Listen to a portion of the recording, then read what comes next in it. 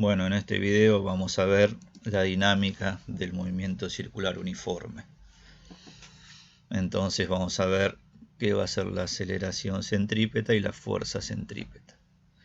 Entonces, como habíamos visto anteriormente, en el movimiento circular uniforme, la velocidad tangencial es un vector que siempre tiene el mismo módulo, pero que va cambiando en su dirección. Entonces, si hay un cambio en el vector velocidad, va a haber una aceleración. En el caso del movimiento circular uniforme, la aceleración va a ser un vector como el que estamos viendo en la simulación, que siempre va a apuntar hacia el centro de la circunferencia que describe la trayectoria. Entonces, el módulo de la aceleración, como estamos viendo acá, va a ser constante, pero sus componentes van a ir variando. Y si hay una aceleración, entonces tiene que haber una fuerza en la misma dirección y sentido.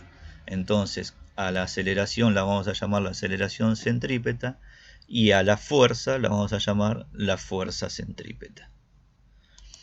Entonces vamos a ver ahora cómo describir esas dos magnitudes físicas. Supongamos entonces que para un instante de tiempo el objeto tiene una velocidad v1 y para un instante de tiempo posterior el objeto tiene una velocidad v2. Entonces, si hacemos la resta de esos dos vectores v2 menos v1, poniendo los dos en un mismo origen, entonces el vector que tenemos marcado acá va a ser el vector v2 menos v1, o sea, la resta de los dos vectores. Al módulo de la aceleración centrípeta, por comodidad lo vamos a escribir simplificado de esa manera. Entonces el módulo de la aceleración centrípeta va a ser el módulo de la variación del vector velocidad dividido el intervalo de tiempo. La variación del vector velocidad es este vector que estoy marcando acá. Ahora, ese vector lo podemos aproximar por la longitud de arco que corresponde a esa circunferencia que está punteada. Esa circunferencia no es la circunferencia de la trayectoria, sino que es la circunferencia que queda conformada cuando dibujo los dos vectores v1 y v2 con un origen en común. Entonces, si aproximamos el vector variación de velocidad por esta longitud de arco, nos va a quedar que el módulo de ese vector va a ser la longitud de arco por el radio, pero el radio va a ser el módulo de la velocidad, que el módulo de la velocidad v2 es el módulo de la velocidad v1, es simplemente el módulo de la velocidad tangencial.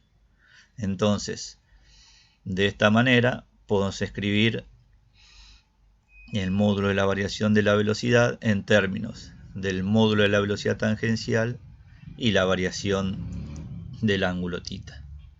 Ahora, si a eso lo dividimos por delta t, vamos a tener el módulo de aceleración centrípeta.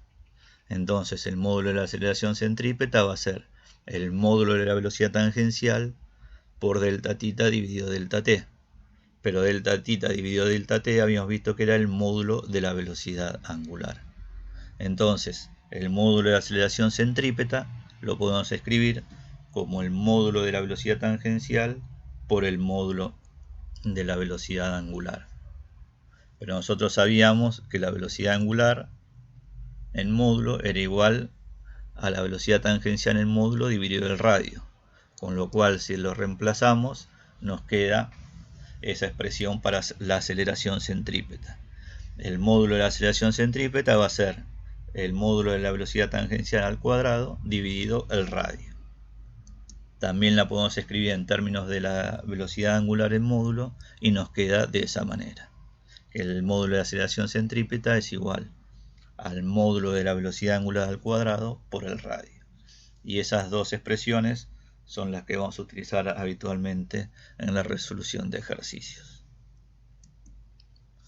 Entonces, como habíamos visto, la velocidad tangencial, el módulo vale siempre lo mismo, pero va cambiando su dirección a medida que el objeto se va moviendo.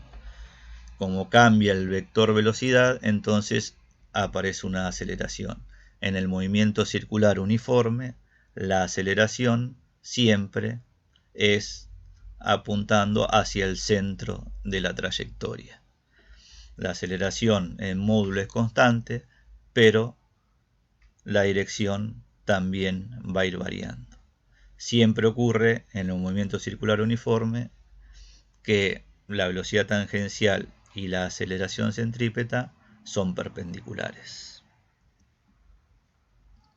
Ahora, si hay una aceleración, entonces tiene que haber una fuerza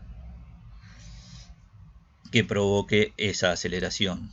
A esa fuerza la vamos a llamar la fuerza centrípeta. Y si planteáramos la segunda ley de Newton en la dirección radial apuntando hacia el centro de la circunferencia que forma la trayectoria, tendríamos esta ecuación. El módulo de la fuerza centrípeta va a ser igual a la masa del objeto por el módulo de la aceleración centrípeta. Y esa va a ser otra ecuación que vamos a utilizar en la resolución de problemas. Entonces, vamos a ver distintos ejemplos de movimientos circulares uniformes para identificar las fuerzas centrípetas. Entonces, la fuerza centrípeta es un nombre que se le da en general a la fuerza que apunta en la dirección radial hacia el centro de la trayectoria, que hace que el objeto pueda realizar justamente la trayectoria circular. Por ejemplo, como vemos en ese primer ejemplo, si nuestro objeto es esta pelotita sujeta a una cuerda y una persona sostiene la cuerda y hace girar la pelotita, entonces la fuerza que apunta hacia el centro de la trayectoria, que es la que hace girar a la pelotita, en este caso es la tensión de la cuerda. Entonces, para este problema, la fuerza centrípeta va a ser la tensión de la cuerda. Ahora veamos este otro ejemplo. Supongamos que sobre un tocadisco ponemos una goma de borrar y hacemos girar el tocadisco. Entonces, la goma de borrar va a seguir una trayectoria circular uniforme. Si el tocadisco se mueve con velocidad angular constante, entonces la fuerza centrípeta en este caso va a ser la fuerza de rozamiento entre el tocadisco y la goma. Si no hubiera fuerza de rozamiento, la goma no seguiría una trayectoria circular, sino que saldría despedida tangencialmente. Entonces, para este problema, la fuerza centrípeta va a ser la fuerza de rozamiento estática entre el tocadisco y la goma. Supongamos que tenemos un lavarropa que está girando y un objeto que está pegado a la pared del lavarropa. Entonces, sobre ese objeto actúa la fuerza peso hacia abajo. El objeto no se cae por la fuerza de rozamiento que apunta hacia arriba. Ahora, la trayectoria del objeto va a ser un movimiento circular, como estoy marcando acá. Ahora, la fuerza hacia el centro que permite ese movimiento circular, en este caso, es la normal que las paredes desde el lavarropa le hacen al objeto. Entonces, en este caso, la fuerza centrípeta va a ser esta fuerza normal. Vamos a ver el caso de un auto cuando toma una curva. La curva la podemos pensar como parte de una circunferencia y decir que en ese tramo el auto está haciendo un movimiento circular. Entonces, si hace un movimiento circular, tiene que aparecer una aceleración centrípeta, y esa aceleración centrípeta, si existe, entonces es que hay una fuerza centrípeta. Entonces, en este caso, la fuerza centrípeta va a ser del mismo origen que la que vimos en el tocadiscos. Va a ser la fuerza de rozamiento entre el asfalto y las ruedas del auto. Entonces, si hacemos el dibujo visto desde otro ángulo, entonces sobre el auto va a estar la fuerza peso, la fuerza normal, y la fuerza de rozamiento en este caso va a ser hacia el centro de la trayectoria del movimiento circular. A veces, cuando no hay mucha adherencia entre el suelo y las gomas del auto, entonces cuando un auto tiene que tomar una curva, se hace lo que se llama un peralte, o sea, un plano inclinado. Entonces, en ese caso, el movimiento va a ser, la trayectoria va a ser parte de una trayectoria circular, donde la circunferencia va a estar en este plano horizontal.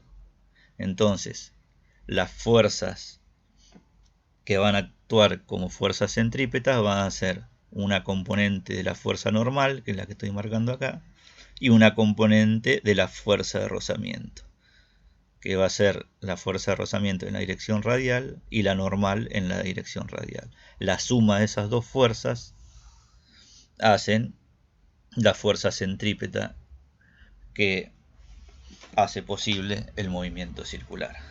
Entonces, la idea de estos ejemplos es para que vean que la fuerza centrípeta es un nombre que se le da a la fuerza que actúa hacia el centro de la trayectoria en el movimiento circular uniforme.